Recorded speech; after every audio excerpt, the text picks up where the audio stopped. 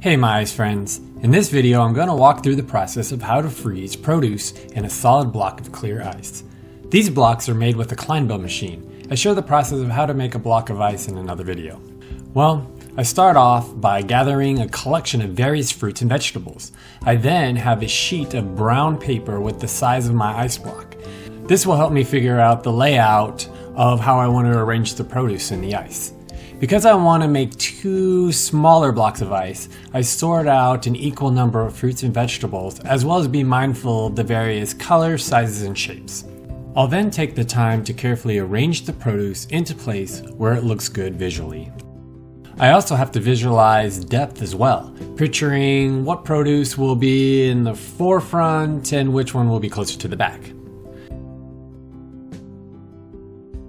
I'll then take a photo of my arrangement so I have some documentation of that for later. And then I'll take the produce from one block and I'll go in and put them onto a tray, and then I'll arrange them so they're all not touching each other, and time to take it to the freezer. Oops! Well, it looks like I ran into something. So after rearranging the produce, I'm going to go back inside and get the second tray ready by carefully taking all the produce from the second block and rearranging them onto the tray and walking it back to the freezer. This time I'll be a little bit more careful. And it looks like I got them into place undisturbed, and here they are. Now, while the produce is freezing, let's go ahead and start making some ice. I'll start off by grabbing a bag liner and throwing them into each bin of machine. These bag liners are specifically designed for these machines. I then carefully unfold these liners into the bin. And I use these brackets to help hold them into place. These brackets are actually going to help pull out the ice blocks after it's formed. After that, I'm going to start filling the bins up with water. While the water is filling these bins, this is a great time to come over here and tighten up all the corners of the bag liner, and then I'll place these brackets in there to keep the blocks more square. I'll plug in a fountain pump to create circulation. This current will remove all the sticky air bubbles and help create clear ice. I'll check the depth of the water to help me know how thick the ice is later. Right now, this is about 12 inches deep. I'm actually looking to get about 2 inches of ice before I start placing produce in it. Well, it's been 22 hours later, so let's go back in the freezer and check on the produce. Look at these blueberries. They have shriveled up a bit. No noticeable change on the beets. Oops, I did forget that bananas turn brown when they get chilled. Bell peppers have a slight shriveled skin, but whoa, look at the carrot. Now this is a fascinating texture. Avocado shows no sign of change, as well as the ginger, the tomato, and the apple. The jalapeno is similar to the bell pepper, and the radish has shriveled noticeably. The mushroom, the pumpkin, and the corn all look fine. Well, let's do a depth check to see where we're at. I'm aiming to get it 2 inches of ice formed on the bottom. Because I only have around 6 or 7 inches that I'm working within, I'll check other parts of the bottom to see where the high and low spots are. Now that I have a good idea of what I'm working with, I'll start with the largest object, the pumpkin. Since the pumpkin is a thick-skinned beach ball, I'm struggling to get it weighed down. To help solve this problem, I'll grab some bricks. This should help hold down my holder placer thingy into place and prevent the pumpkin from popping up. And then it's on to the lemon, the carrot, and the bell pepper, which is another thick-skinned beach ball. So let's repeat the process.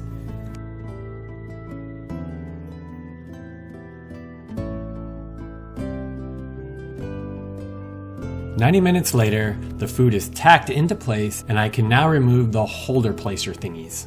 Because the ice is so clear, I'm using this straight edge to see how deep the produce is into the ice. As you can see, the carrot is almost entirely encased in ice. Now it is on to the second layer, with the cantaloupe, the tamarind needing 2 weights, and this runaway garlic. Get over here! And a radish. Give it some time, remove the weights, then I'll drop the first batch of the many blueberries. Then a plum, a pear, broccoli, jalapeno, and a potato. Yum! Every hour or so, I just repeat the process, slowly adding to the frozen stock. Oops, looks like this orange wanted a snowbird.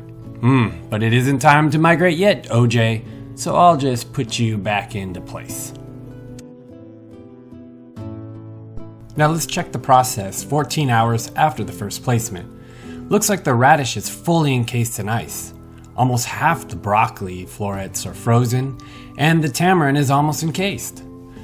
Now check out this jalapeno. Since these were pre-frozen, a layer of ice formed around it. Doing this makes them stick to the ice faster, but this layer will eventually melt before fully encased. Okay, it's early the next morning. Whoa! I've got pink water now! Looks like this beet is the culprit. Thanks for the rosy tint. But not to worry, this won't affect the clarity of the ice. All the pigment from the beet will be filtered out. So I'm going to continue with the process of layering more produce. And over a day of adding produce, I'm finally done. I'll do a final check to make sure everything is encased in ice. It all looks good, so now I'll just let this continue to freeze.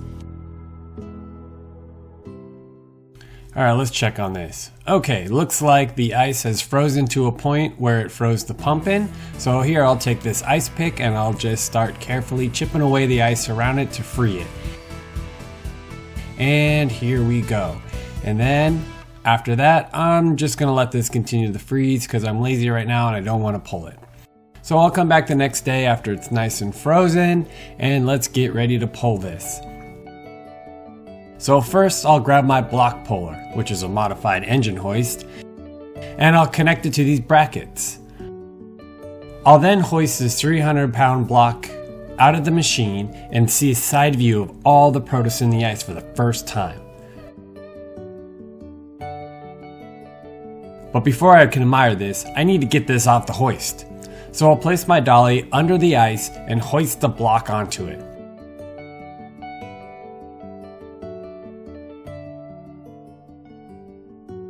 I'll then cut out both brackets and wheel this into my freezer. I need to let it temper overnight before I start carving. Otherwise, there's a high chance that it'll crack because the ice is too cold to work with. Okay, it's the next day, so let's pull this out of the freezer. And it looks like the frost is built up on the block, so I'll scrape that to see what's on the inside. A little bit of water will wash away the haze, and now we can see the produce.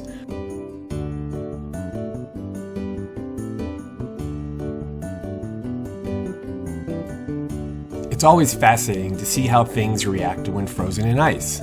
Like these blueberries, don't they look a little like comets or eyeballs? Well, I'll explain about this later on. But for now, let's carve this. I'm going to start off by trimming this layer of white ice with my Alaska mill. The white ice is an orange color because of the natural sediments from the water that are concentrated through the freezing process. And then after I remove that, and it makes a big difference on the clarity of the ice, doesn't it? So then I'll scribe a reference line in the middle of the block and then cut the ice in half with my chainsaw. Doing horizontal cuts like this are a lot harder than they seem. Because the ice is so soft, it's really easy for the chainsaw to cut outside its line. But I am happy that this cut came out great. Alright, now I'll place the blocks with the cut side up. These will be the bottom of the blocks. And then I'll grab my scrub board, a board with a bunch of screws in it, and then I'll just scratch these flat. And then after I got these nice and scratched, I'll mark out where I want these lights to go. Then I'll take my die grinder with this shark bit on it, a bit exclusively made for ice carving, and use it to bore out a hole for the light.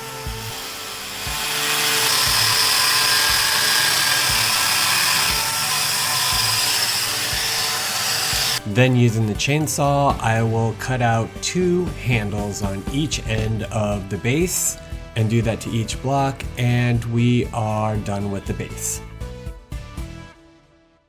Now you see all this little cloudy bits in the ice? Well, this is from the bottom of the block during the freezing process.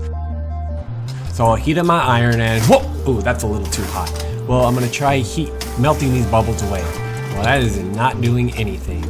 So I'll go ahead and lay this on the side, grab the scrub board and scratch them out, then take aluminum plate and we'll try melting a clean surface. And look at that, that did it. Well, while we got the aluminum plate heated up, let's go ahead and do all the sides here. And now we're gonna take my palm router with this 45 angle on it, and we're just gonna bevel all these edges.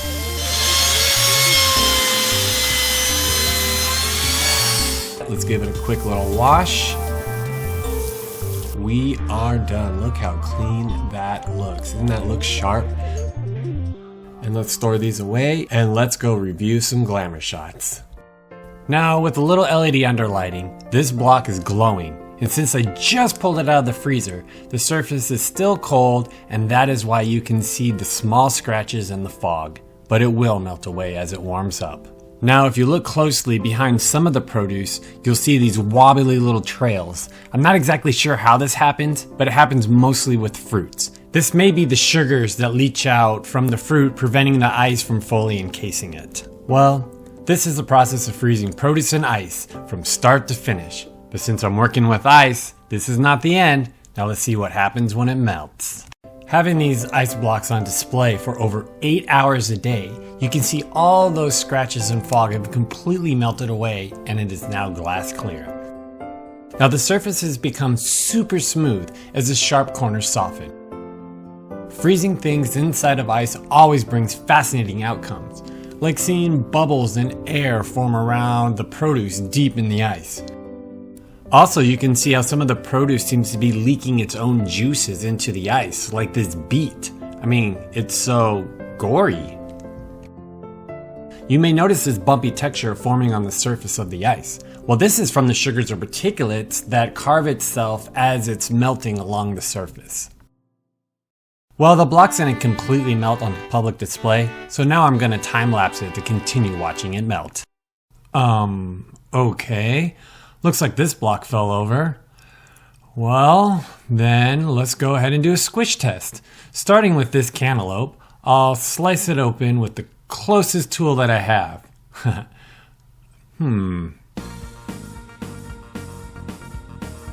Not like I'm struggling over here or anything. And a little squeeze. Okay, looks like I figured out how to really use this tool now. Okay, that looks fine. Huh, seems actually kind of good. And now let's try the orange, which has lost a lot of color. It kind of looks like a grapefruit now. As we slice this open, let's see what it looks like on the inside.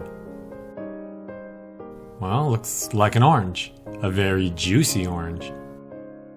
Melon water.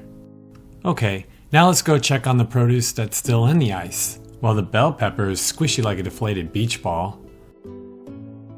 Just like these grapes. Squirt. Ooh, and the pear. Yeah. The onion is soft with a firm skin. And the cracked tamarind is, well, no longer sticky. Okay, well, let's check the other block now.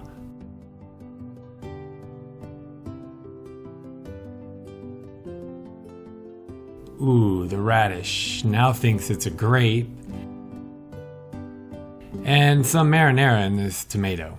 Well, I'll set the broken block back up, I'll lay the other block down to prevent it from falling over, and then I'll continue time-lapsing it. Alright, now I'll check on the progress a day later. Ooh, look at this. Super soft beet, as well as the carrot. The ginger now can be squeezed. Ginger ale.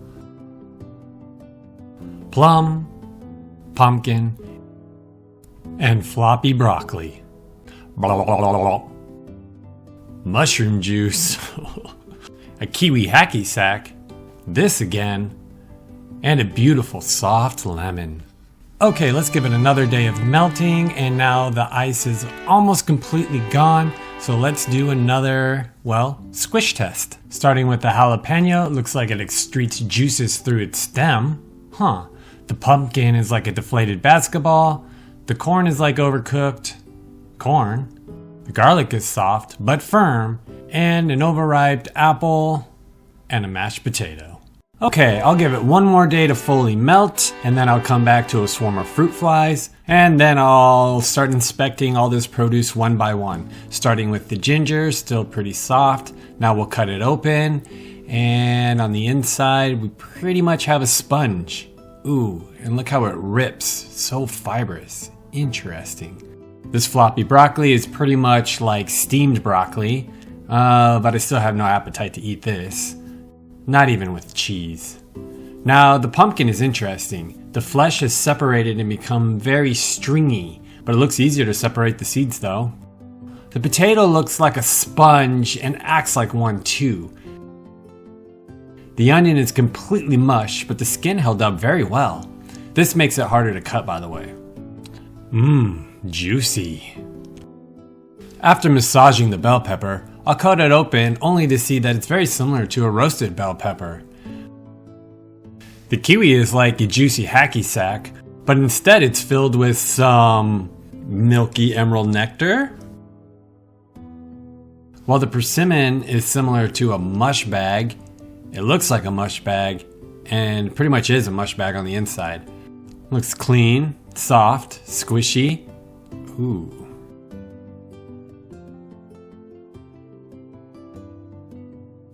While the beet is running around like it's an injured animal, now let's cut it open. It's similar to a potato, but more like a spongy raw steak instead. The apple is the ideal texture if you want fresh squeezed apple juice. But I'm not going to drink this. Squishy jalapeno filled with water. Cooling that sizzle down. And the mushroom is, well, mushy? The grape is a squirt ball. Squirt! Ugh, and this horrible looking thing is a plum. Now, does this look good? Well, the green bean is kind of like a bloated worm. And the garlic is firm. On the inside, it has a nice cooked garlic color, but very juicy. Kind of hard to squeeze though. And the corn looks something like, well, I forgot I had corn in the fridge, but I discovered 2 months later and then I decided to blanch it. Well, this is the process of freezing produce into ice and watching it thaw. Thank you for watching, and for my closing statement, hungry